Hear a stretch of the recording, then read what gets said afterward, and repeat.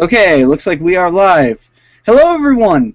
TFL couldn't be here tonight, so we're filling in.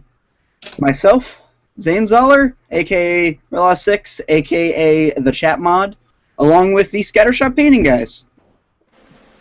Hola. I got my rubber glove. I'm Chris. It's David. Dave here. So we're gonna be hitting some topics tonight. First off, we got some news stuff, and then we're gonna be looking at what everybody's got on their painting table right now, and what will be happening in the future. Because I'm about to have another project because of stuff that's happening at one of my gaming stores this weekend. And then we're gonna be talking about the Book 6 core missions and some Night Lord stuff. So, let's start off with the news, I suppose. Yeah. I was just explaining to these guys what happened. The biggest thing going on is I recommend everybody to wait ordering their Forge World. You want to explain why, David? Since you are in the shipping business. Well, I'll break it down like this. UPS is union, and every once in a while was more money. They all get together and say, we're not delivering shit. We get more money. So that's pretty much what's going on right now. They're on strike in the UK. Yeah, I just got a delivery notice that my stuff is literally going to be just sitting there until the strike comes up.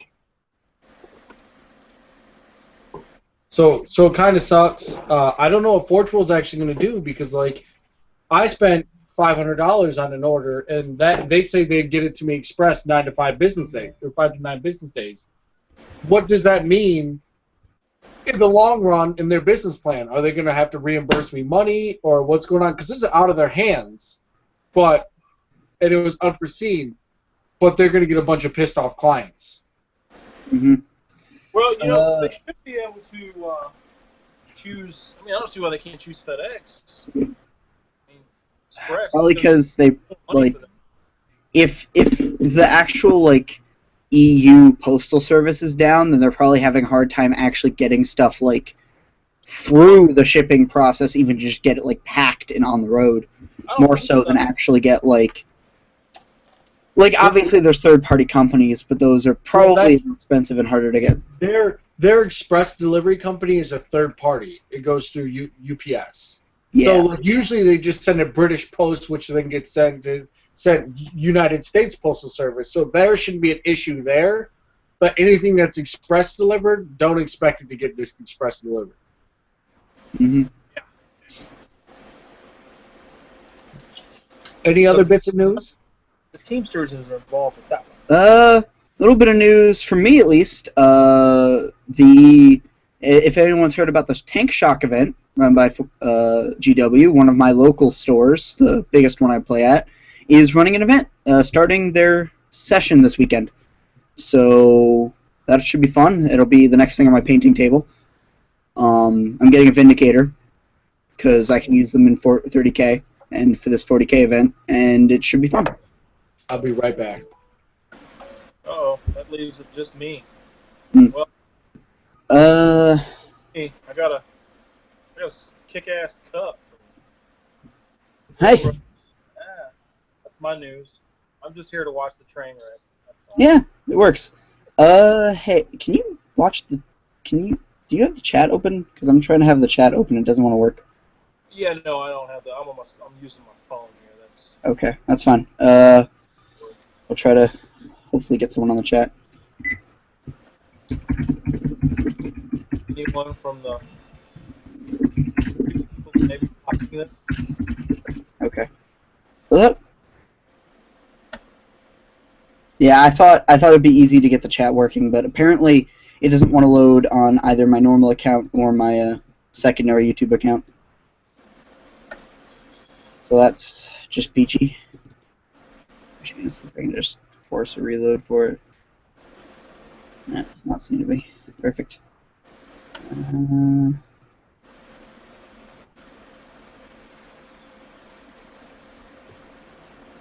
Okay.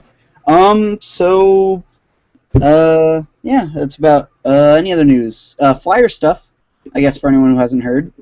New player supplement coming out, re-releasing all the official flyers, and apparently changing the rules. Saw a picture today. Apparently one of the new values they're adding, the pursuit value, is actually going to change the speed at which your flyer moves. So, like, their example is the Dark Eldar one of the Dark Eldar flyers has a pursuit value of 5, and so instead of moving 12 to 24, it'll move 17 to 29 inches each turn. Yeah, I'm not too worried about all that. I don't. Yeah, just little piece of news, some new stuff. I don't think it'll be too big. Yeah, probably not, but is the Alamo GT this weekend? No, that is the 20th, 21st. I believe it's 21st, 22nd. Well, because obviously we are filling in for the Forgotten Legion guys, no reason not to do that. They will be having the Alamo GT those times, the 21st, 22nd, somewhere around there. The last weekend here in April. I think that's second last weekend in April then. Probably? Yeah, it would be second last weekend in April. And they'll be doing some stuff. They're helping run the 30K part. It should be fun. Hopefully we'll get some cool pictures and cool learning experiences.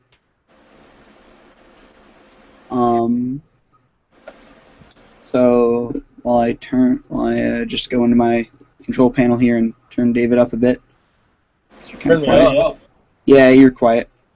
Oh, So painting stuff. I'm still painting Assault Marines. I went with black lads, and I'm thinking of blacking their hands. But I'm getting my Assault Marines painted. I'm working on a few things. One of them is just some client stuff. I can't really share it. But then I've been practicing airbrushing. Practicing like freehand with my airbrushing. Yeah, the only other thing, again, that I'll be painting soon is a Vindicator. Just because I wanted one, and there's a tank shock event, and I think we get a discount on it too, like a pretty steep one, so it'll be worth picking up. Discounts are always nice. God, I can't see if anyone's talking in chat, and it actually annoys me. Yeah, don't worry about it, Zane. Yeah. There's nobody in chat. Hopefully people will talk in other places once the chat starts. Well, they're talking. Secondarily here, or I guess, so if you can't talk about what you're painting stuff, I guess we're obviously waiting for our other friend to come back. Oh yeah, Chris is painting all kinds of shit. That's what he does. Yeah. I know you guys are working on your Night Lords. Well, he's collecting his Night Lords. I haven't bought any Night Lords yet. I'm still finishing up my Mechanicum. Because we never have too much Mechanicum. I've heard. I think there was a change in either the book 6 or the Tagmata book that like nerfed the monstrous creature heavy Mechanicum. So I think there was something that they changed for like how the robots score. I feel like I heard about that. There was like a nerf to them in either book 6 or the Tagmata book. I didn't catch that. I'll have to check again. I can pull up book 6 now, and we can obviously ask Chris to cross-check for us.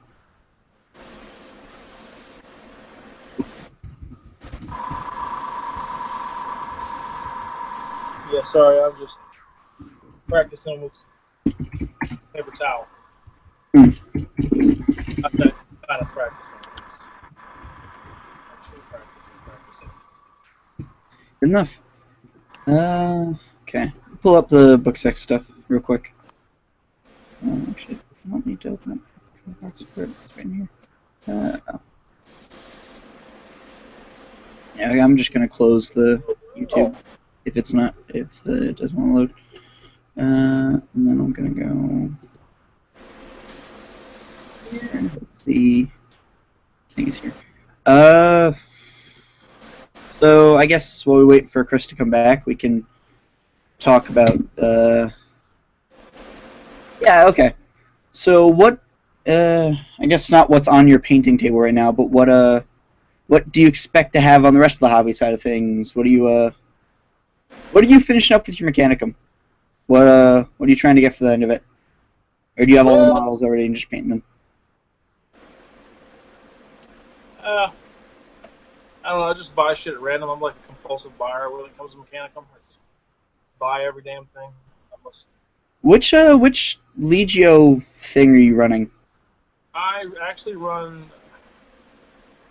I don't know. I'm gonna try just a regular Mechanicum list because Okay.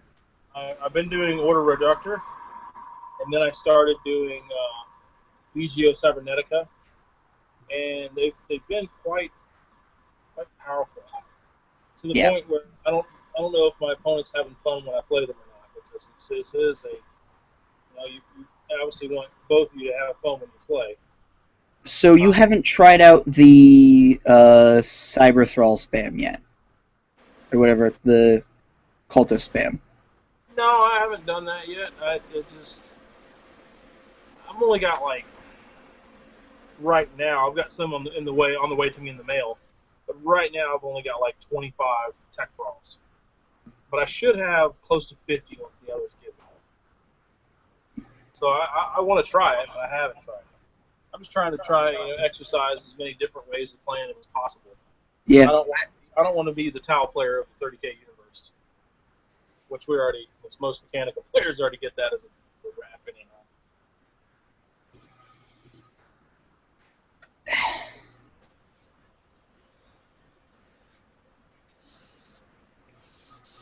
anyhow.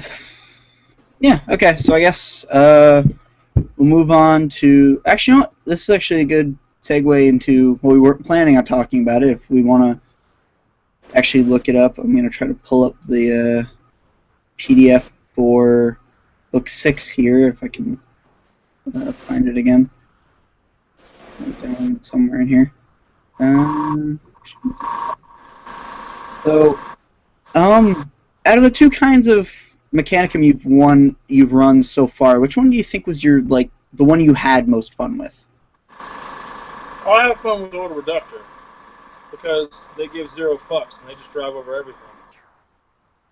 It's kind of fun. Running around the table with reckless abandonment, not hearing and just shooting shit. Yeah, Order Reductor is probably by far the one I have the most fun with. I haven't really been playing the Legio Cybernetica very long. The two games that I have played with them, the Domitars have really proved to be pretty damn disgusting, especially if you run them with a new character. Oh yeah, I heard about him. He can be very wretched. Isn't he basically the Mechanicum Primarch, stats wise? Yeah, he is Mechanicum's answer to Primarchs. He can definitely go toe to toe with a Primarch and not have a problem. Is he a Lord of War or HQ? He's an HQ. He's not a Lord of War. I don't think so. So you can bring him. No, he's an HQ. So you can bring him with the crazy D beam thing. DB thing. Oh yeah. What are you talking about, man? I don't know. There's the one Lord of War they put out, which is the big, it's the big Sonic cannon thing. Oh, the Ordinatus, yeah. The Ordinatus, whatever it's called. Ordinatus, whatever the hell it is, yeah. Mm-hmm. I haven't ran. They just seem like something that would cause a whole lot of things to shoot at it. For a 1,000-point unit, it'll probably be the first thing that dies. Because everybody's going to be like, that thing's got to go. Yeah, here it is. The Ordinatus Minoris macro engine. Yeah, that thing.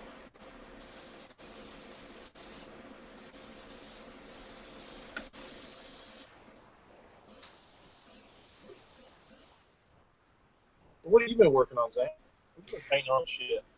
Yeah, again, I've been painting just mostly Assault Marines. I need to figure out where I get simple green, so I can dunk a lot of the stuff I got secondhand, because it's all in like a yellow that the spray paint doesn't like, or the army painter doesn't like going over. So it just ends up being too thick. I'm not sure if you.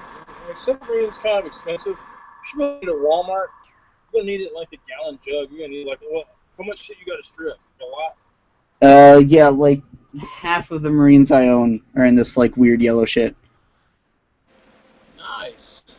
So you might want to invest in purple power. I find that purple power is a little stronger than simple green. I've stripped a lot of shit over the one time.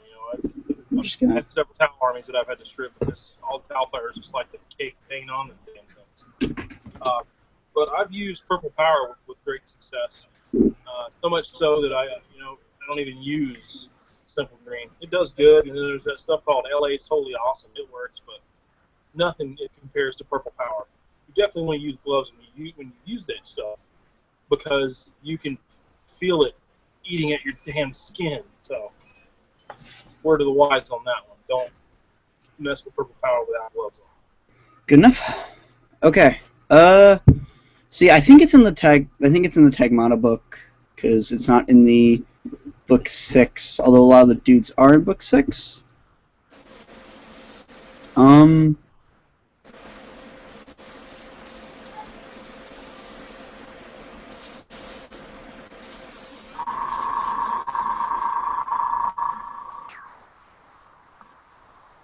through some paint. Anybody out there want to get practice with airbrushing? Several of the airbrushing artists I've talked to told me just grab paper towels. Do the towel on paper towels. It's cheap. You ain't gotta clean it up. You just ball it up, throw it away. Good enough. Saying, I get this feeling you don't care about my tips and tricks. No. It is. I appreciate the fact that you want to help people. You are fully appreciated, sir. So I guess we'll move on. Still waiting for Chris to come back. I wouldn't worry about it. Just roll on, man. He'll jump back in. I got the book 6. Only 2 people watch this anyhow, so we're good. I got the book 6 core missions here. And they seem pretty cool. I wanted to run through them real quick because I got my first chance to play with one of them Monday. They seem pretty cool. As far as I can tell, just reading through them, they look like just an edited and better version of the Maelstrom or the Eternal War missions from the Derby.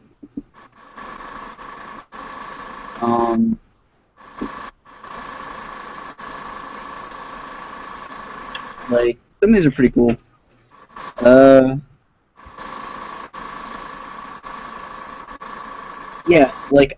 So just running through them real quick.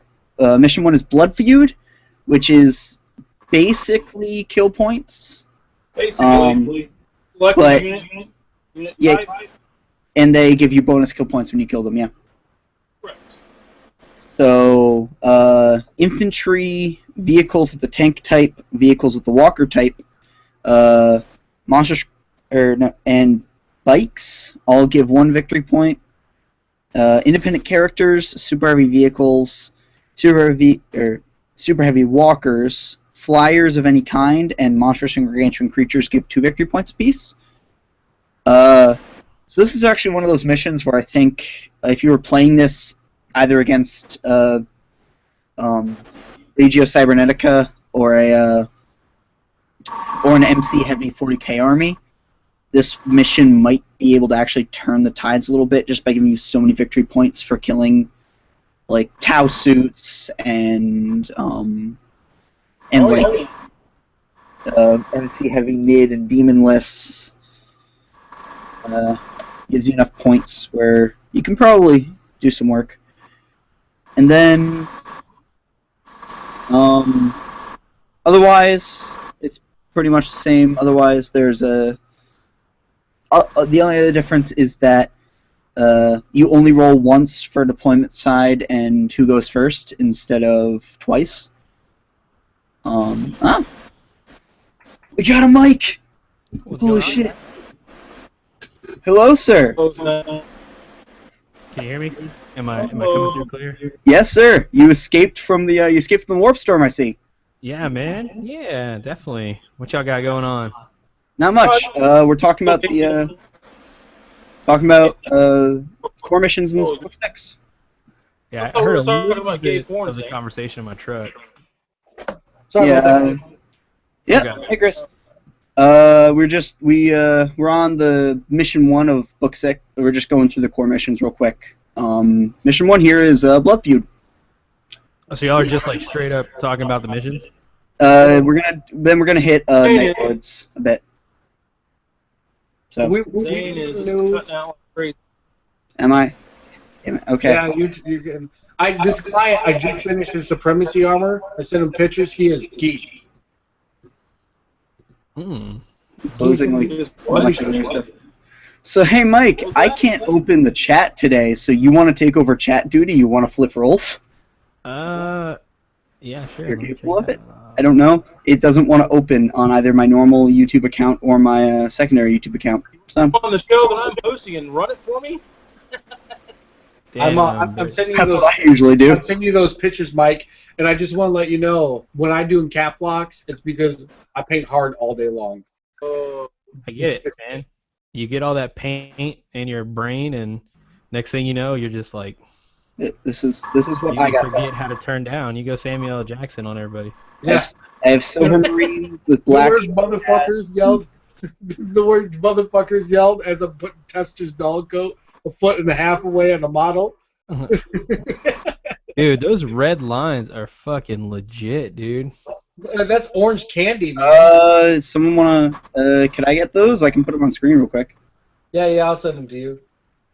so we can show the audience. Wow, that looks so good.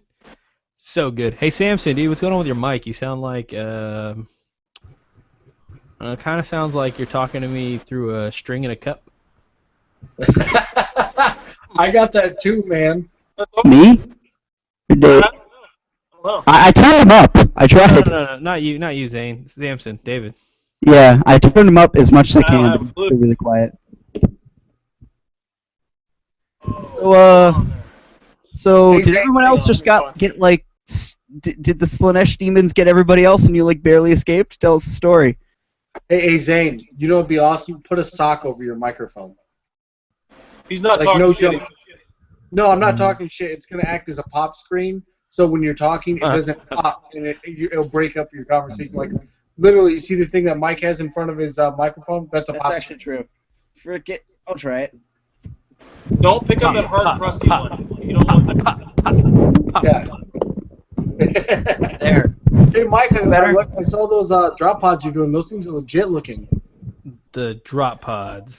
Those you were doing the amblers, right? The drop pods. Oh yeah, man, dude, I totally switched up the whole. Look what I got. I got 3 of them. Yeah. Okay, can I just say I feel bad for Gunner? He had to sell his like whole army, and then like another one started, and I just feel bad. Like, oh, all that time wasted just to switch. He got some. I mean, he's playing Sons of Horus now, so Yeah. he's like, he's kind of got both things going for him.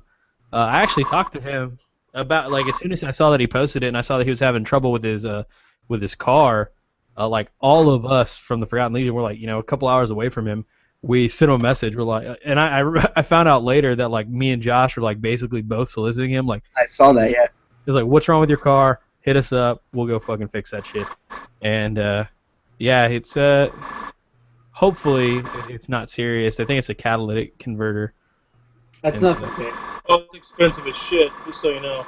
Yeah, no. Well, it's a. He said that he had his like catalytic converter replaced like 2 years ago, and I mean, the catalytic converters just don't go bad unless you overheat your engine too much and you melt those porcelain plates or whatever, or ceramic plates. But well, actually, they're platinum. They got a platinum screen in them. Yeah, that's what makes it fucking expensive. Yeah, that's what makes the crackheads cut them off your car and go recycle them. So Yeah, what I'm hoping, I'll take one off your car any day. I already cut it off. I'm hoping it's like the like O2 sensor or something like knock sensor before or after the cat throwing the code, but Oh, Bank 1, I think Bank 2 is after Bank 1 yeah. is, I don't He I know said what you're like I asked him if he was talking about. getting any like any loss of power or anything, but he said nah, he's not. So I'm not thinking it's clogged up or anything like that. So Enough. So, back on topic. As per usual, I'm able to pull back the topic, as we always make fun of. Mike, since Chris has his mic muted, or actually, Chris, if you want something. I'm here. One of my painters came back, and we're just talking. Good enough. I'm still listening. I'm here. Mission 1, Blood Feud. You guys thoughts? Blood Feud. I have to Is see everybody- that. This everybody around now. We played those missions in Stiff 1, but They weren't out yet. These are from the new Book 6. I think you're talking about Book 1 mission. No, 1. these are the new Book 6 core missions. I don't know if they were in Book 1, but I know they're in Book 6. So Blood Feud is... Yeah, there's blood. It's an old one. Oh, is it? Okay, yeah. So so it's kill points, and then you get extra victory points for whatever unit you choose to have a Blood Feud with. So... Sounds like a blast. Yeah, Sounds like right a at the good end of Book 6. So. Yeah, infantry gives 1, as do vehicles of the tank type, vehicles of the walker type, and jets, bikes, jet bikes, or skimmers. You choose 1. The other option is infinite characters for 2, as well as super heavy vehicles for 2, super heavy walkers for 2, flyers of all kinds, including super heavy flyers for 2, and monstrous gargantuan creatures for 2. Nothing on here about beasts, though. You can never get extra victory points for killing beasts. I gotcha. That's the thing. Corn dogs all the way. I can't hear. Corn dogs. Corn dogs. So then, yeah. So it's cool. It's basically just the normal kill point mission, but funner. It sounds More like a blast, dude. Onslaught mission 2 is kind of cool. You stage your deployment. So whoever deploys first deploys all their fortifications. Then player 2 goes. Then Lords of War, player 2 goes. Heavy supports, troops, elites, headquarters, fast attack. In order. Thanks, guys. Thanks for the help on the camera. What? Birch and I don't know who that other guy was. I saw him on the Thursday. That's my buddy Tom. He works through the studio. Me and him have been friends since we were kids. So yeah, stage deployment, and then you get any unit destroyed in the first game turn is worth 1 victory point. If you control the tactical event, there's 1 tactical objective in both. Let me see. Where are the tactical objectives?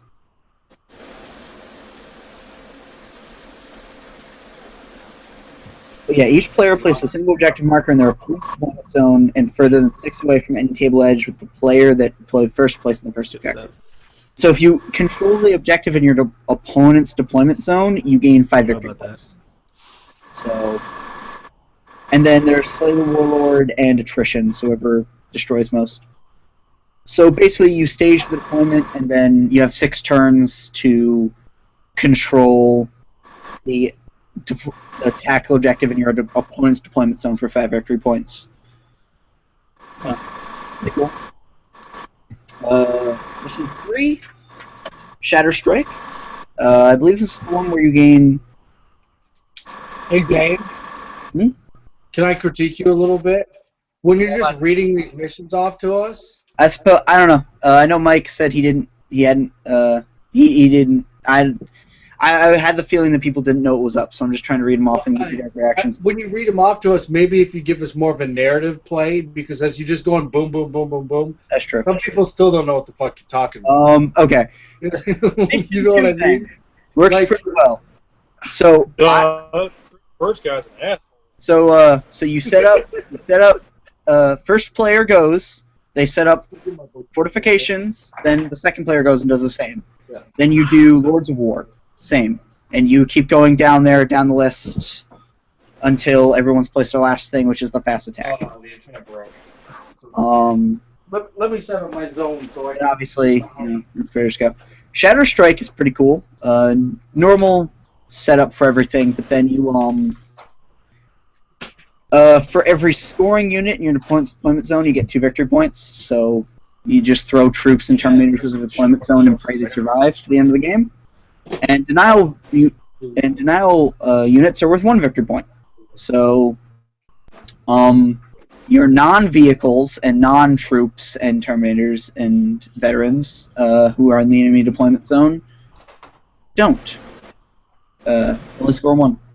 But it's one of those missions where you at least score for having denial units.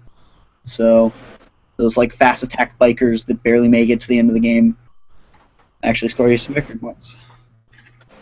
Heck yeah. Yeah, that's usually the mission that every time I play here lately, I end up playing Blood.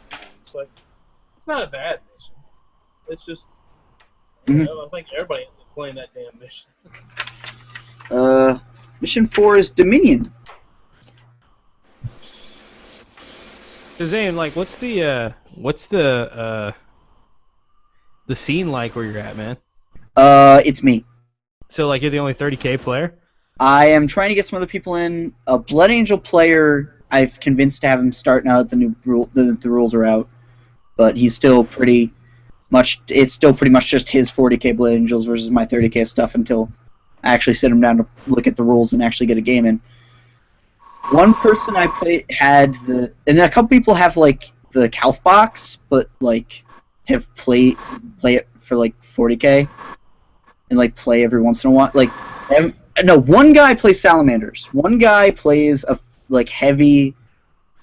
heavily set up Salamanders. There's a couple people who play but don't bring their stuff often. There's one guy I know who is playing Sons of Horus, but he doesn't have his army painted yet. But like, I've had So it sounds like you got more of a scene than you realize. Then you got like what, one other person, Yeah. 2 people maybe. There's like 2 other people who I think 3 other people who play, but I've only played against one of them once. So like the scene is like getting rolling a little bit, but like so slowly that there's not a lot of not a lot we can do. I'm trying to get it started more. I'm trying to get some other people in. I'm starting a club at the college I'm going to, so that I'm gonna get us a area. I'm gonna have tables and stuff. But I think just like, I don't know, it's hard to get people in to play a game. I'm gonna try to see if I can get a 30K v 30K game hopefully soon.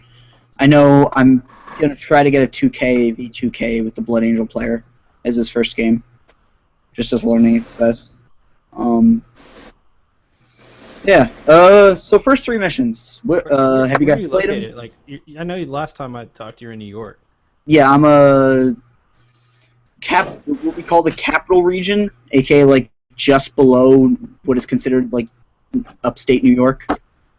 I live in the capital, Albany. So instead of talking about these missions, why don't we get to know you? Aren't you kind of like the man behind some of this TFL stuff when they do their live cast? And moderators, like, no one knows who the fuck you are except for, hey, that's Zane bringing up a rules thing online. You know what I mean? Who are you as a person? So I'm Zane Zoller. I'm an 18-year-old college-bound student living in the kind of upstate New York area. I haven't been playing Warhammer long. I've been playing D&D for much longer, but Warhammer's grabbed me more recently, and 30K even more recently. But playing Iron Warriors and Raven Guard, it's a fun time. Armies are fun. I'm terrible at Raven Guard. I cannot figure out how to list build with Raven Guard. You know, I know a guy that can help you with that. He's a very handsome man from TFL. Yeah, I know. He's in this room. I realize. Actually, okay, you know what, Mike? I need I told somebody about your Primarch killer list, and I just remembered I was supposed to ask you to.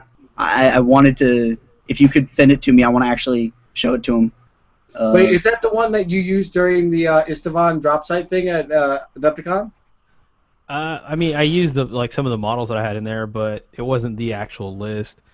But yeah. I mean, that's the one I took for the narrative event at Adepticon. And yeah, just literally the entire point of the list is to one-shot a Primarch. First turn, wipe a Primarch. Yeah. Didn't you do that to fucking Horus? No, I've never done it to Horus. No, because Horus is never on the board turn 1. I'm trying to remember which one you did that to. I thought you used something like that at the. Probably. I have the feeling you've hit Vulcan a couple times. I've taken out Angron. What's his name? Man, I've killed Angron, Perturabo, and the Night Lord, Conrad Kurz. How the fuck do you do that? Well, I mean, like, explain it to us. How did you knock those? Like, because Angry Ron is a nasty combat monster, right? You combat Rending Flamers. Yeah, but like Pretty Robbo, I thought he was pretty stout himself, and Kurz, I look at his rules, I'm just like, damn. Yeah, it's all about the way that you actually play it. I mean, it's a combination of different things. Everything has a purpose. First thing you have to do is strip off whatever transport they're in, which that's what the Mordathan Meltagunners are.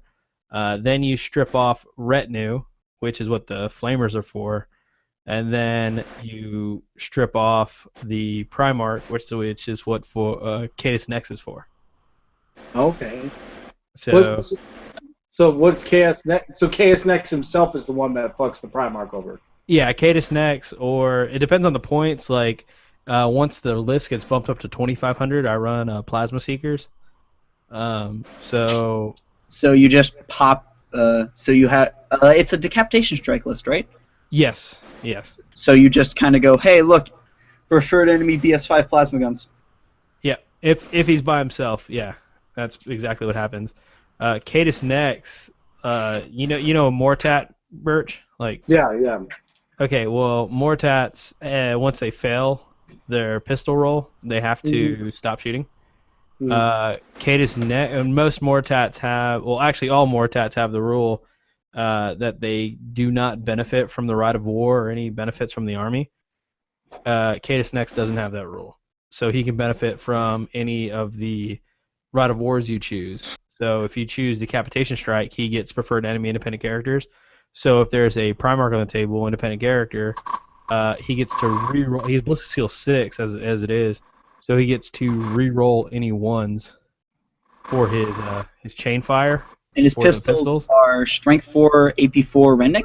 Yes. Actually, Strength 5, AP 4 Rending, I think. Well, that's not bad at all. Yeah, but what's cool is the Rending is like really what does it. So when you're wounding, it doesn't matter what the Primarch's toughness is. It could be a Vulcan toughness. It doesn't matter when it comes to rending. It auto wounds. So with Catus Nex, you look at he's got 2 pistols, 1 shot apiece, and you re-roll until you roll 4 ones in a row. Oh shit! And so and the Primarch's probably missing at least 1 or 2 wounds, except on the really big invuln ones from the Rending Flamers. Yes. Yeah.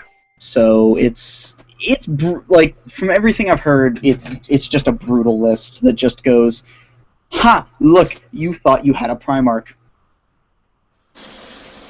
and then like hopes it wins the game just through like all the objectives it gets from killing a Primarch. Yeah, it's you get 3 victory points for Garo. I run Garo on the list. 1 for Catus Nex, so that's 4 victory points out the gate, and then you get 2 for Slay 2 for Price of Failure, 1 for Price of Failure, and 1 for Slay the Warlord. So it's like straight out the gate, 7 victory points without doing anything else. All you do is kill the Primarch. The problem is you're spent. Like once it's done, you blew your wad, but hopefully your opponent's in enough shock by losing like 700 points of their army like first turn. Honestly, yeah, that fucking Primarch is like 400 to 500 points already. So yeah, like ideally, a 300 point Spartan transport and like a 500 point retinue. Yeah, so just like turn 1, it's delete 400 point Spartan, 400 point Primarch, and then let's say probably like a 3 to 400 point retinue or squad. So it's just like 1,200 points out the window first turn, and then you just you got your full army there, and they're just So load actually, back up in rhinos and go pick up. I have a question here. Actually, if you're at a higher point, at a little bit of higher point scale, if you're thinking of you're going to end up running into a lot of Salamanders players, would you switch out the Flamers for Volkite? No, because rending flamers, it doesn't matter the strength. I think it depended on rending. I'm not actually sure. I have to check my BRB again. Do what? I don't think rending auto wounds anymore. Yeah, it does. Yeah, it still does. When we were going to Adepticon, I was thinking about switching over to the trader side, and I was thinking, well, I don't think I could kill Vulcan if I faced up against Vulcan, and so I looked up rending, and it's just auto wound on 6. So Yeah. So even the Flamers could still do wounds to Vulcan, and so can the Meltas. Yeah, because like I'm like me and David are building. David and I should say, are building Night Lords list right now, which I have everything but one Raptor for my console. And like I'm equipping all my sergeants and apothecaries with the Nostromo Chainglaves, but then like my apothecaries also have Volkite, because you could bring Volkite to replace one and then Nostromo Chainglaive to replace the other, and because one is a ranged weapon and one is a fucking melee weapon, they don't conflict with each other. Yeah, because the Nostromo Chainglaive is like any character that can take a power weapon. Yeah, because he was like, "Why'd you bring power swords, bro?" I'm like, "Why would I bring a power sword? Because for 10 points, I can bring in Nostromo Chainglaive, which is strength +1, rather than just AP3. Also is rending. It's like, oh, but it's two-handed. Who cares? I don't have a pistol. It's rending, yeah. I don't take That makes sense. Bulkite because whenever I take apothecaries, I'm taking artery scanners generally. But I'm sticking them in Baltimore squads. So. Yeah, I would like to see how my list goes up against your like Primarch killer, because I don't have a fucking Primarch in my 2,500 points. Oh, it's good at killing. What do you call it? It's good at killing Praetors and stuff. It's actually like it overkills. Well, I have 7. I'm running Sevatar, but like I'm only running Sevatar in my thing just because I want the right of war for terror assault. I gotcha. Yeah, it's not so good against deep striking armies. I have to do like like back in the Old West, whenever they were getting raided by Native Americans, they'd like do a big circle with their stagecoaches. Yeah. I have to do that with my rhinos, just like waiting for a Primarch to come down, and then once they see it, man, they're like. I have a feeling that's what happens to you against Horus. Is like Horus just comes down. And it's like, well, it's too late. He's already already done in his the middle work. of us. So yeah, as long as I don't leave my my transports, You're I just good kind to of go. stay in them. Yeah, I'm good to go. Samson, I muted you too because your air compressor kept going over the mics. Yeah. So I got a little bit into the discussion there.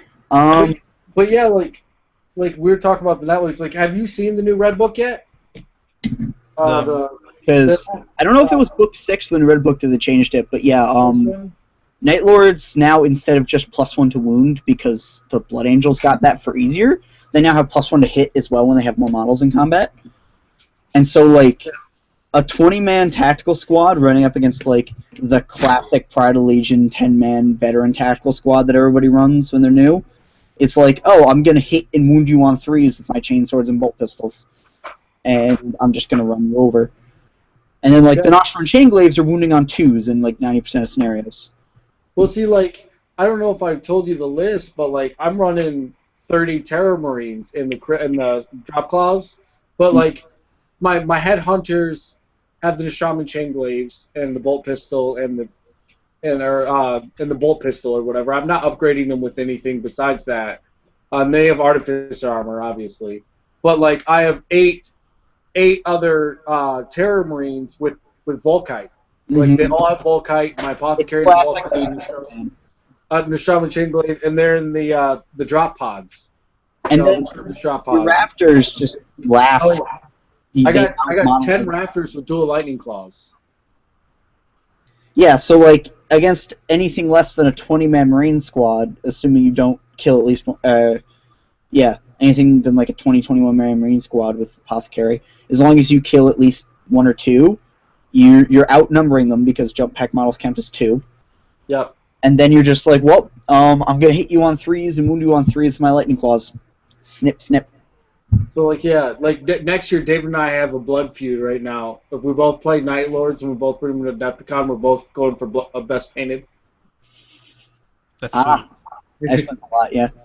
Yeah, we're both going for best painted. But you know, soon, David, I did send you that stuff.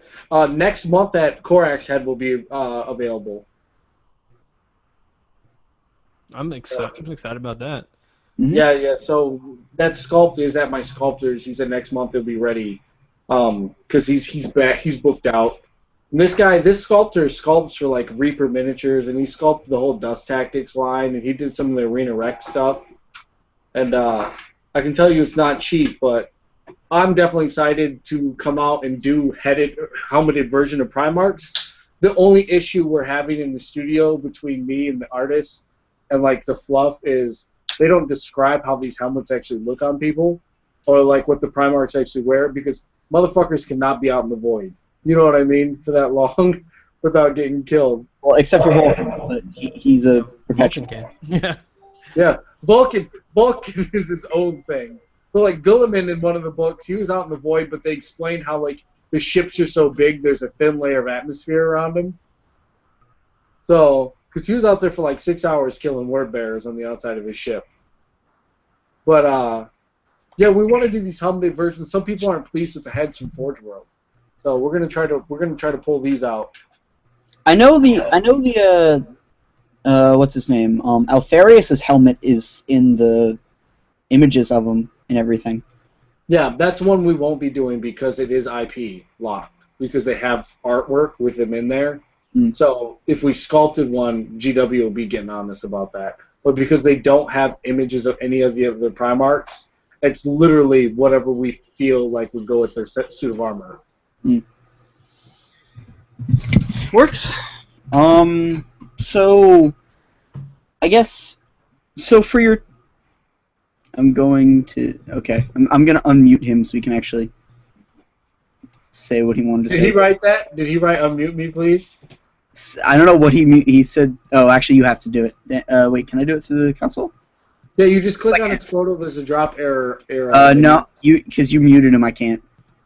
I'm trying to unmute him. Nope, you're the one who does it. You have to go to the control room and unmute him. I'm trying. It doesn't. Oh, great. Did it just... David, can you unmute yourself? It doesn't want to unmute you. Push the button, David. It muted him more. Oh, he did it! There you go. Okay, so it looks like you have to unmute yourself. That works. Yeah, so... I'm still toying with the airbrush, so you probably don't want to mute me. Yeah, I wanted to... I didn't actually get to see what you put up on the screen, so I wanted to see if you had a comment. Oh, I was just telling Chris I was going to kick his butt. Oh, yeah. Are you too running a terror assault list, or are you running like, lots of Marines list? Oh, yeah. You know, we built our list... I'm going to run Sevatar in a squad of... a terror squad in a drop pod. Yeah. Try it. Yeah, we built our list independently, and they came up similar, but there's differences from our playstyles. Okay, so neither of you are running the new Raptor Force list? What is that? That is beautiful. Holy shit, what? David, Oh. what are you doing there? Or Michael, what are you doing Mike there? just has an entire Warhound. Why did that Warhound trip and fall? It's terrain, man. Oh my God. How come I can't see this? Such an There we go. expensive piece of terrain. You know what? You know what happened with that? It looked like Angron tripped him. I'm trying to figure out like how this table that should be done by next year, hopefully. Yeah. For Stiff 3 is gonna have 3 dead warhounds on it. And this one right here is Very gonna expensive table. $1,500 piece of terrain. Well, okay, so the idea is if you go to book 6 and read up on Xena, the Yeah. Xena incursion, there's a testing field on the planet where they test out weapons and they kind of like trick the loyalist into walking on this testing field, and they just unload, just fucking wreck shop on these guys. So right now, what I'm doing is I had this Warhound, and I painted him and all that stuff, but never play him. I think I've played him twice since I've had him. So now I'm breaking him up and fucking him up. But there will be 3 of this on the table, and like this one's laying down head first. I'm gonna have another one curled up in a fetal position, and then Like a the baby. 4th one will probably be like Very, very sad Warhound. suspended in a building or something. So yeah, this one's You know, dead. you need to do is you need to put them on some foam. Your table's foam core, or are they like fat mats? Secret weapon miniatures. Okay, those plastic ones. Yeah. Okay, so what you should do is you should put it on that, and then do some like some buildup of like some putty or something, just so it looks like it's actually buried. Is it supposed to be sitting there, or is it supposed to be fresh? Like that bitch just got knocked over. It's gonna be fresh. I'm kind of figuring. I think what I'm gonna end up doing is I'm going to glue it and pin it, and make it real solid so you can just move it around as a terrain piece and put it wherever. Oh, it's its own terrain piece. Yeah.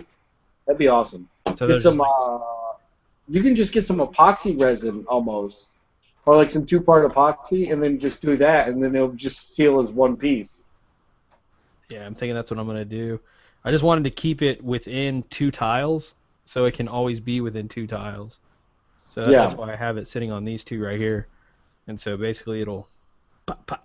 You can just go, okay, let me put this down. They'll just be dead titans everywhere that you gotta walk around. And What shit. attracted you to those secret weapon tiles?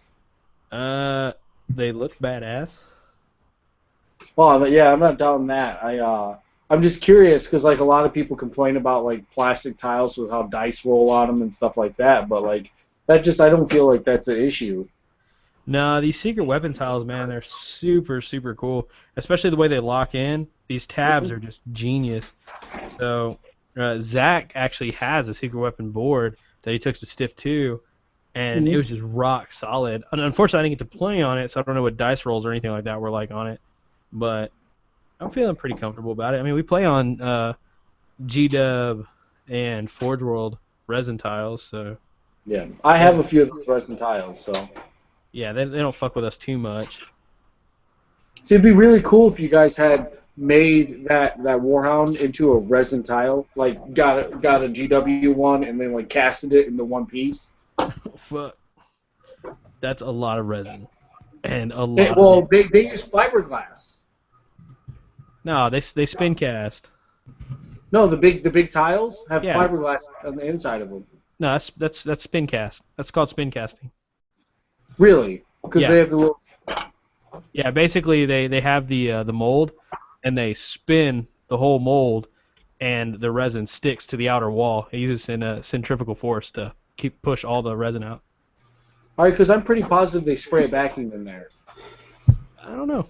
With these new ones, because I had to get some replacements, because the reason why I think that is, like, I got a Thunderhawk, and there's someone's thumbprint pushed into the back of the Thunderhawk where, like, the back grill was, and I sent it to Forger. I'm like, dude, there's a thumbprint in this plastic. They're like, well, that wasn't from us. I'm like, how the fuck did I get a thumbprint in your plastic?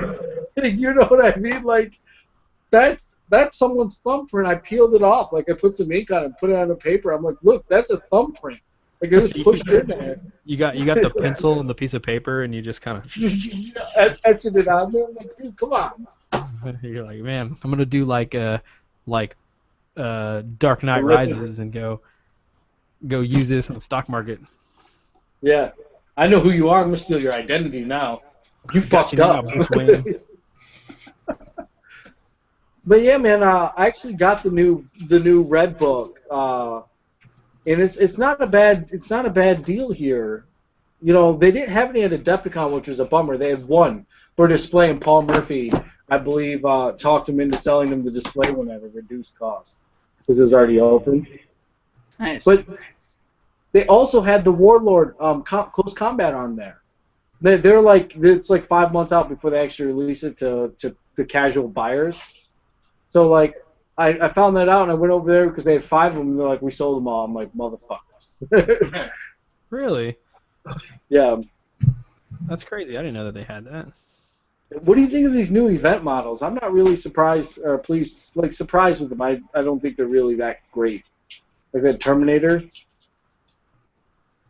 I'm not a big fan of it, to be honest with you. Yeah, it's like Terminator. The weapon looks cool. The combi Volkite thing, but like Thunderhammer, like I feel like someone in their studio just kind of whipped some bits together and called it good.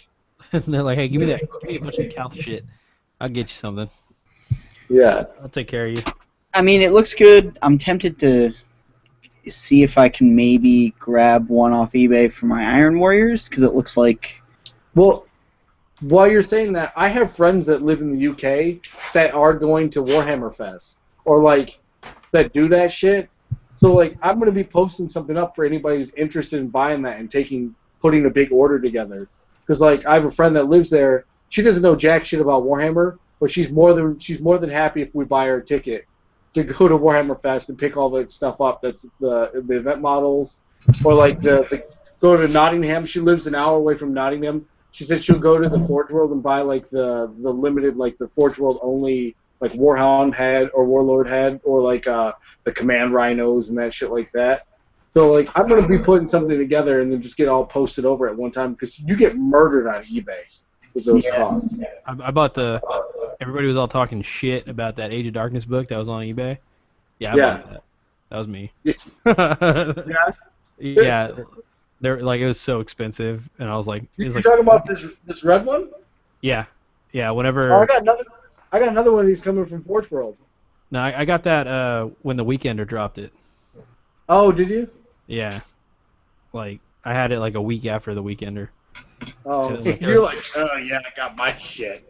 Yeah, there was all these people on Facebook talking shit about how, like, what idiot would pay that price for the Age of Darkness book, and they're like, oh my god, I can't believe it sold. I was like, yeah.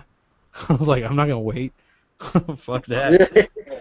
We're Americans. We need instant gratification. Yeah, that's like that 30th edition Marine that sold out. Oh yeah, that thing, the Imperial Marine, where it's just, hey, look, you slot this into your army, and it's a Marine with a Strength 5 AP2 instant death gun. Yeah. Smart.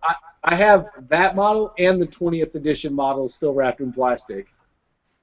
Dude, like, wait, like, by the 40th anniversary, you sell, like, all 3 in a bundle, and you make, like, 30 times what you would just... Yeah. I wonder if there's like a resale value. Honestly, I don't think there's any like resale value to the 20th or 30th. Well, it was a fantasy model, and that's why. But I'm keeping it just for nostalgia, because like that's kind of like a hallmark. Like, I've been playing this game for more than fucking 10 years. was the 20 year? Was that the Slayer on the dragon head on the head? No, this is the Henry the Horrible model. It's like okay. Yeah, you're right. Yeah. Okay. It had a pretty fucking cool base. People bought it just for the fucking base. That's so cool. That's so dope. But anyway, yeah, guys, I gotta bounce. I gotta head out. Nice talking to you, Mike. Y'all have a good one, man. Shout out before you leave. I got apparently I've got some of my college friends in the chat. So say hi to them. What's going on, Yeah, guys? look at Samson. If you guys ever want to rob Samson, he has 2 of those limited edition models. Oh, what a cool dude. The Those are 30th year ones. What a Okay, cool guy. Mike, it's been good talking to you. Okay, just 3 of us again, I suppose. So I guess back to the... Well, Tom's here. That's 4. He's Yeah, the first one, too. But, back to the Plans Night Lords talk. Have either of you guys seen the Horror Cult yet? Or just No, taking... I'm actually... Let me open the new book. Is it the red book, or is it book 6? Book 6. Okay, so it wouldn't be in the new red book. No, page 193 of book 6.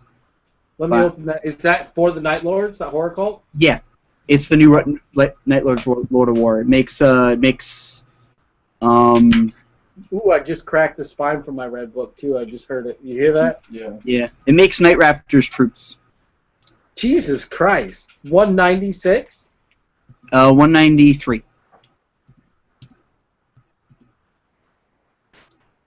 Alright, I got it pulled open right here. Night Lord's Unique Rite of War Horror Cult. Okay, so like, it gives Night Raptor squads can be taken as troop choices, which is fucking retarded because my Night Raptor squad is expensive as shit. Let me see what I got a 10-man Night Raptor squad in here. But they're not. You don't have to make those troop choices, so it just frees up fast attacks and makes them scoring.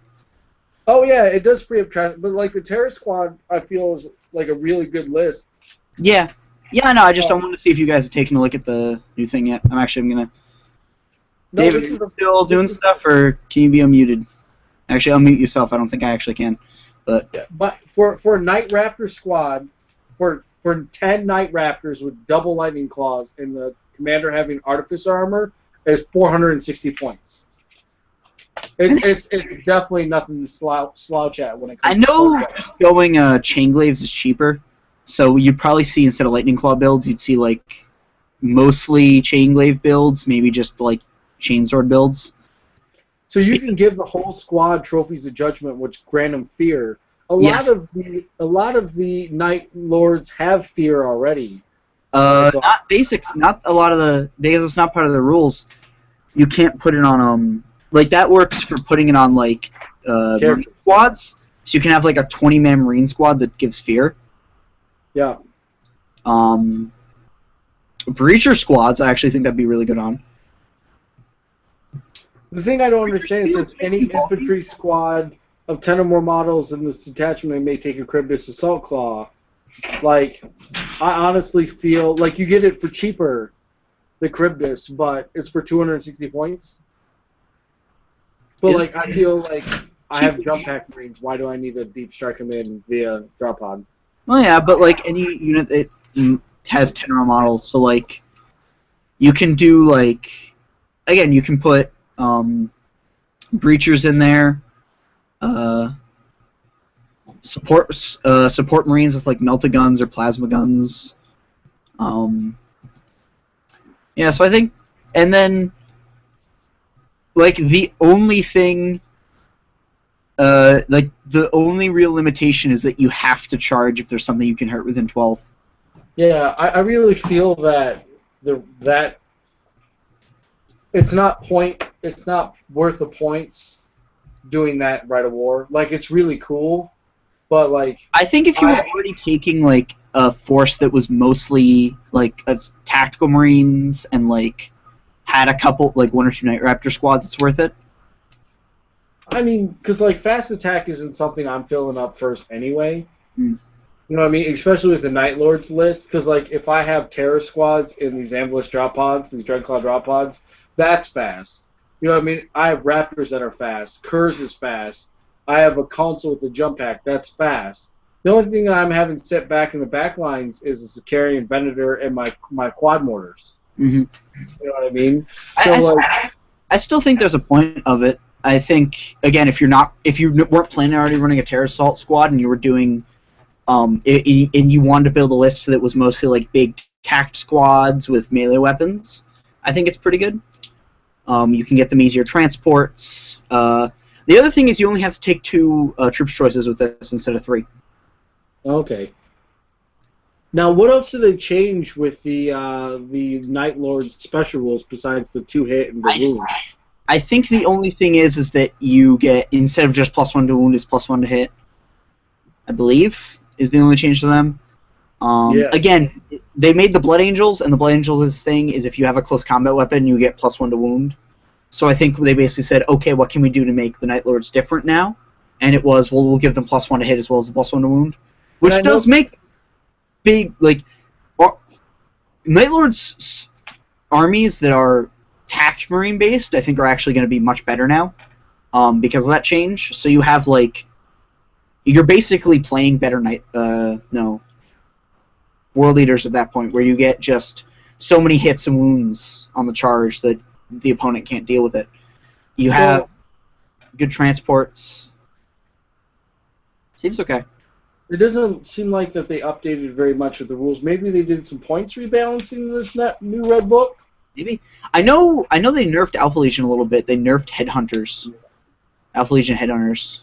Okay, did they? Yeah, Alpha Legion Headhunters in the book before the new Red Book had preferred enemy infantry. Now they have, instead of that, which the FAQ gave them, they have precision shots. So like they're just worse seekers now. Yeah. Which sucks for the Alpha Legion. It's like, oh, but we can take we have Bane Strike ammo for AP3. Yeah, or you could just take sniper veterans. It, like, cost the same as you.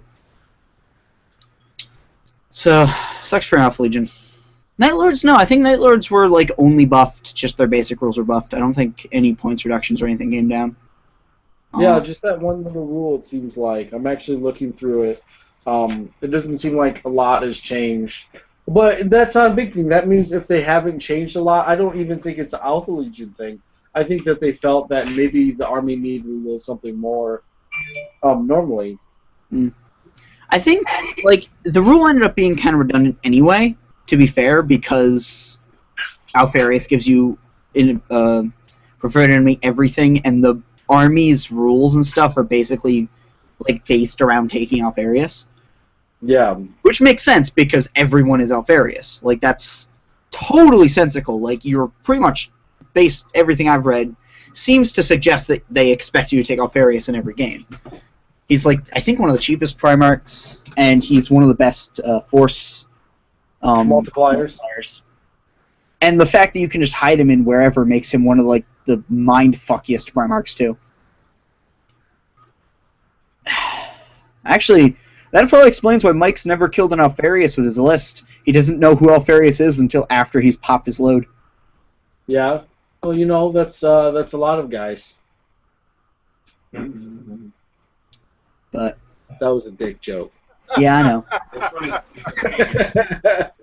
We all understand the joke. Yes.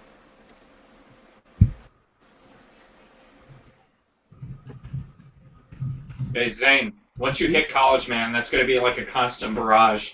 Just dick jokes. That's how you know you actually grown into manhood, is how many dick jokes that you hear on a day-to-day basis. Well, I think Wednesdays give you my quota, normally. Oh, is that it? You have a dick joke quota? Apparently I do. I really have a dick joke quota, according to you guys. No, we don't have no dick joke quotas. They just keep rolling. Keep rolling. But how's your army coming? Did you guys hit on that? How your painting's coming? Yeah, a little bit. I gotta dunk a lot of it. I have a whole bunch of Marines I got a lot of my stuff secondhand, and a lot of it's spray painted in a color that doesn't want to get spray painted back over with the army painter. So I have to like dunk a whole bunch of it and repaint it so it doesn't come out just like super heavy and not defined. One of the biggest things you gotta realize too is when you're painting is you want to do it in the warm weather. Like I have a heater on in this motherfucker, so sometimes it's like 100 degrees in here. Being too hot isn't good, but being too cold isn't good. If I'm not priming, I leave the heat on. But when we prime, when it's really hot in here, we do open the doors, just so it can cool down a little bit. Yeah. Sadly, I don't have a like heat treated place to do it. I do it in the basement. Oh shit! I thought this is still the primary color. No, man. I'm like, that's that great primer. You're like, I put a really nice finish on him. I'm like, this looks like it's still gray plastic. You primed him gray. Yep. That shit throws me off all the time. Tom has this beautiful. Let me see one of those drop pods. He came up with his own like successor chapter for 40K for Blood Angels, and it's gray, and like they're beat up, so this is like what his drop pods will look like.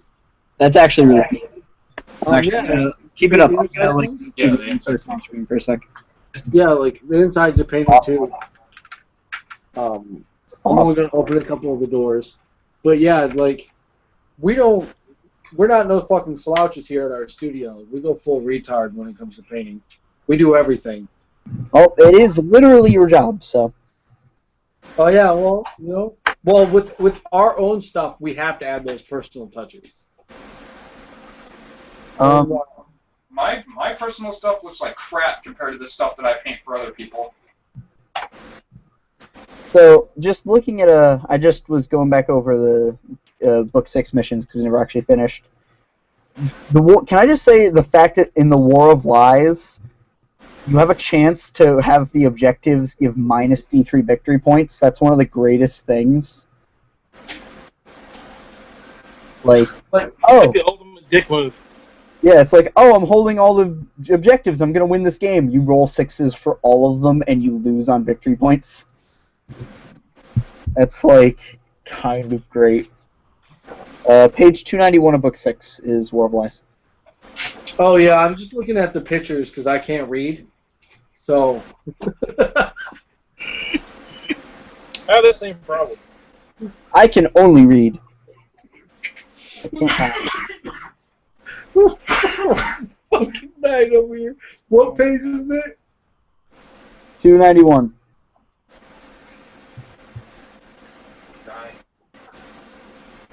I can't believe you're paying $70 for this damn model.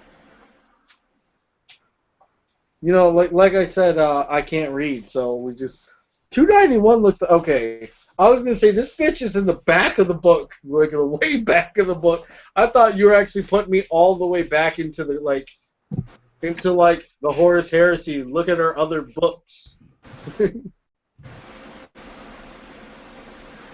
Oh man, that's what I need the zombie for. Mm-hmm. Is that hanging on there? I'm looking at the Leviathan Dreadnought in the back of Book 6. The Night Lords, the meat hooks and everything hanging off of it. He has 3 meat hooks hanging over his dick, so if he runs at someone, he catches people. All he has to do is run forward to kill people. What page is this? 292?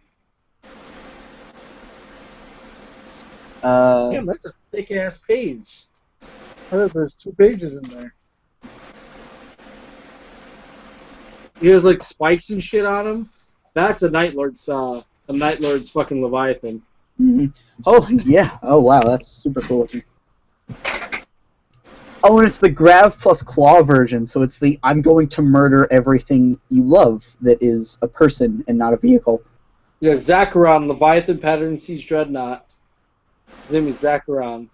Yeah, okay, let me, I'm actually gonna, I believe there's a share screens option on this. Let me see if it works. I don't know if there is one on this, but I think it's so cool.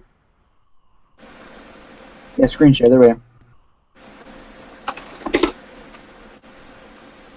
Oh. So we can, I'm sharing it here. Just bask in the glory. We see your mouse. God damn. We see a black screen in your mouse, bro. Wait, seriously? Dang nabbit. How about I make it real simple and just hold the book up? Yeah, do that. Let me stop sharing real quick, and then I'm gonna switch you to be the thing.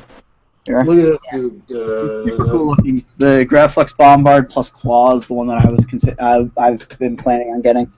For He my, has meat hooks on his dick. guys. I'm gonna do one just like that. And give me some meat hooks on his dick too. I got chain. I got modeling chain over here. Oh yeah, we got Dark Eldar bits. This is when we go over and we do some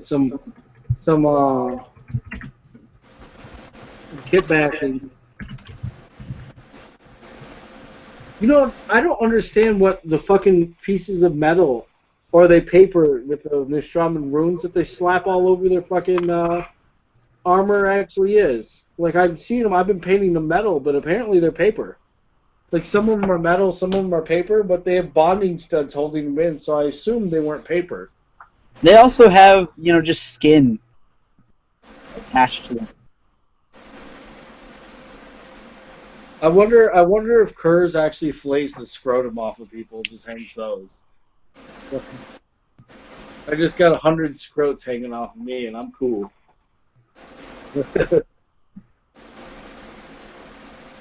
I really do like this book. One of the issues I do have with the heresy in general is that they don't put out the decals fast enough for people to enjoy the armies. Like people have to ghetto rig their own armies with stencils or hand paint them, and I just don't know how that works. I'm joking. This. Oh, you're not sticking around? Nah, man. I just want to. All right, well, I came in to get that little bit of work done. I'll see you tomorrow. Or Mitch will be in. Let me mute myself. So, I guess, David, what are your thoughts? I guess you didn't chime in on the murder cult or whatever it's called. Say that again now. What are your thoughts on the new Night Raptors right? Yeah, the new Night Lords Right of War that makes Night Raptors troops. You know, I might give it a try. I might play test it, see how it does. But very limiting on what you can build in your list. Yeah. Well, no. The thing is, they're not, unlike the Terror Assault. Night Raptors are not like you don't have to take them as your troop choice. They just become a troop choice. Yeah, I know. I understand that. Okay. But they're expensive as all get out. Yeah, that's what I was saying. I explained that, like, yeah, I think 10 of them was like 460 points. Well, yeah, that's if they all have lightning claws, which I think is 25 points a model. Yeah, that part's pretty crazy. Yeah, but they're gonna run train on someone. I feel like the best way you do it is to take like 1 or 2 squads of Night Raptors and then and mostly take like tact squads and stuff in the assault claws, and take the trophies of judgment on them. Yeah. Yeah, like, but I still feel like personally, I just don't think it's worth it in the long run. Yeah, but like against most armies, you're hitting on 2s, wounding on 3s. It's pretty good because you get +1 to wound. Because so if with the fear, let's say you have a 21-man squad of tactical marines, you have 20 tactical marines, one of which is a sergeant, and you have an apothecary. They charge a 20-man tactical marine squad. They don't have an apothecary, or they've lost someone. They take a fear check at -1 if you have curse. So if they fail the fear check, now you're hitting on 3s. You hit on 2s, in fact, because you have more models, and you're wounding on 3s with like 3 attacks per model. Like the amount of damage that setup lets you do, I feel like might offset the fact that you're not getting Terror Squads as troops. But like Terror Squads as troops is really expensive too. To take them like with a lot of stuff, they can get pretty pricey. I don't know. Yeah, I think you're 100% correct in that. They get pricey. Like, I think that's why I'm only bringing 1 squad. Wait.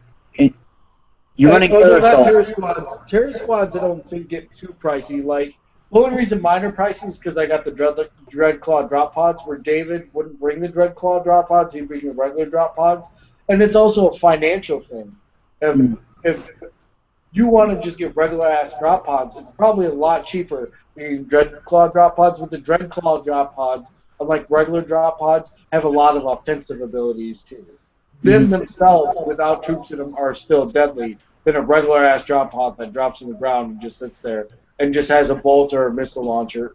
A little different. Actually, the drop pods at 30k don't have bolters or missile launchers. They don't? Nope. Well, then they're even geared. At least the Dreadnought don't. I don't think although they did. The other thing that the Dreadclaws do better is after the FAQ, normal drop pods now do have the rule where they have to let people out when you drop. Dread Claws still don't. Okay. So, Just to the Legion Dreadnought in the January FAQ actually had the its drop pod assault special rule had added to it that stuff has to get out after it lands. all right. But like, But that's specifically that drop pod. All the other ones actually do not. Mostly because all of them have a rule that lets you stay inside. Specifically tells you have to stay inside. I think my biggest pet peeve on the Dread Claw ones are people making their own, like just looking at things upside down. And the problem I have with it isn't that people like want to save money. It's the fact that the footprint isn't the same. Mm. Yeah, no, I wouldn't. Like, I have not. I've been using my drop pod. I have two 40k drop pods. I'll use them as a Dreadnought drop pod sometimes because I believe they have the same footprint. They're just a little bit blockier. The Dreadnought ones. Dreadnought drop pods are big. Are they? Yeah. I got one right here. Let me grab it real quick. I know they're definitely blockier, but I've been really only using it as a Dreadnought drop pod. If it is bigger, I'll have to probably switch it out. But so, like, I have one still in plastic to try to show you, like, the base. It's the bottom of it's a lot bigger too. Because, like, I was doing the same thing when I was younger, and then, like, I got one of these in my hands. Here's the wow. That's the base. This is the crib disc bottom. It almost fits in, like. Yeah. The footprint's a lot bigger. Yeah. Okay. So I'll probably have to. I have been trying to. I've also been using them as just Legion drop pods, which they are Legion drop pods. Like the drop pods don't change. Like here's one of the doors. Yeah. Holy shit. You can cover it. Okay, the Dreadnought drop pods are much bigger. Yeah. But no, I've been using. I've also been using it for Seeker squads, just dropping in Seeker squads. I think the crib just uses the Dreadnought drop pod base as a base for the model. Mm. Don't quote me on that, but I think so. Good enough. Yeah, no, I've just been using them with my Raven Guard as normal drop pods because Decapitation Strike is cool unless you take those. Yeah, I didn't realize how nasty Raven Guard physically were until I explained that Decapitation Strike. Because a lot of the times we just look at our own armies and just call it good. You know what I mean? Mm-hmm. You know, I don't look at rules because when I play a game of Heresy, when I roll up to the table, there's two things I expect from my opponent. I want my opponent to know the rules, and I want my opponent to at least try to paint their army. That's it. If you know your rules and I know my rules, we're gonna have a good time. I make it a point to know a lot of the rules. That's why I, at this point, just call myself the rules guy. It seems like I'm the most rules-centric person that shows up to this stuff. One of the things that I think like you haven't been in the hobby for. When did you start this hobby? I'm going on a year now. I think it was late May, early June. Okay, so when 7th edition came out, and like during 6th edition, there's a lot of rules lawyers coming out, and I think this is because GW is super still active with the FAQ community. They're doing they're doing facts and all this other stuff, and a lot of people were starting to interpret the rules as written and the rules as intended. There was a huge deal, and the FAQs are coming back at least. Well, it's not even that. Like 30K, it's come to the point like it's almost like a beer and pretzels game. Yeah. Where, like us guys who have been playing for a while, we're just like, okay, if we're gonna have a disagreement and like no one really knows, how about we just roll a dice and drink a beer over it? You know what I mean? And just keep rolling because I only have one life, and I'm not gonna sit here for an hour complaining about some rules. Yeah. About some rules. I'm the guy who will. Most of the time when I figure out rule stuff, it's to bring it up to the people. Like, hey, you should like talk about this with your group and see what you want to do with this. Like when I figured out that rules is written, chain firing, Volkite Serpentas lets you like multiply your attacks because, at least in my opinion, because you count success. Automatic hits are successful hits. If you're hitting automatically, you're hitting successfully. But rules as intended is something completely different. Yeah, I know, and that's why when I see something that's really lawyery in the rules as written, I try to bring it up instead of just like springing it on someone afterwards. Because I'm like, oh hey, look, this is really weird when interpreted purely raw. Talk about it with I'm bringing it up so you can talk about it with your group. The same thing I was trying to do with the flyer discussion. Bring it up so people could talk. Although that one, nobody. I seem to be the only one who tends to play 40k v 30k just for lack of ability to play anything else. So. It's not even being 40k v 30k because there's a lot of 40k players in my area, not a lot of 30k players, and I'm going to be doing it. But the thing is, a lot of people, I don't think you understand, is a lot of these guys have been playing a long time. There's been a lot of supplements that have been released from Games Workshop that have modified the rules and the BRBs, the big rulebooks, but it's a supplement. So, I don't have to play the supplement. Just like Imperial Armor 2 is a supplement that allows me to bring Forge World to my 40k games. It even says that it's a supplement. I need permission from my opponent to bring that stuff. Yeah, I think that's the problem I think I have right now with the Skies is that Death from the Skies, or whatever the fuck it's called, is because it is changing how flyers work in the BRB. For me, at least, it means, okay, well, I was planning on going a little bit more flyer heavy with my Raven Guard. Just thinking about it because my ground heavy force wasn't really working. Yeah. And now I'm like, well, that plan's out the window because until they update the Forge World flyers to the new rules, there's no point. Well, see, and here's the thing about it is, I played the rules from the last Death from the Skies. The only thing I used was the Aces rule, right? Where you can upgrade one pilot in the army to have Ace pilot rule. That's the only rule I use. Now they're changing, because they're adding the, David GG'd, so. Yeah. But they're adding, the flyer type, or the role, combat role, and, the biggest change is that only one of the combat roles, the dedicated anti-flyer flyers, are the only ones that get to choose to use Skyfire for their attacks. Unless what's usually all flyers have Skyfire because they're in the fucking sky. Now they changed it so that only the anti-flyer flyers have that. Well, you wouldn't think that a bomber would have Skyfire. Yeah, that makes sense. But even the fighters, which most of the troop transport flyers are apparently going to be, and pretty much obviously anything with the fighter in the name, are not going to be able to shoot flying targets effectively. They don't have Skyfire. It's only the dedicated anti-flyer planes, the dedicated dogfighting ones.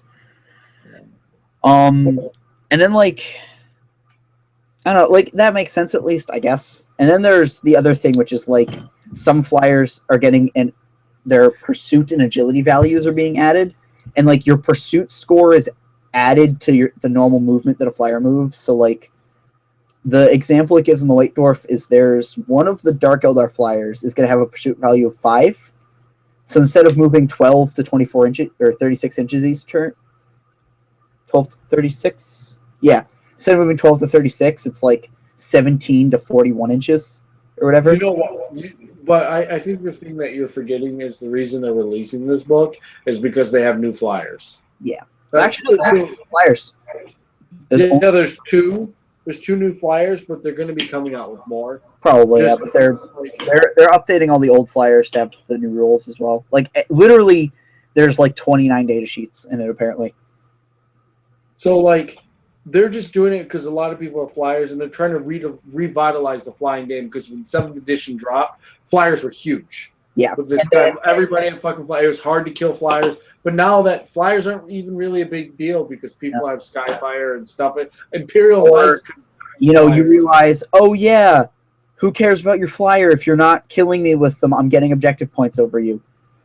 Yeah. So it just Imperial Knights even have Skyfire, and now they do. Yeah. So it's just one of those things you can see in the long run that they're prepping.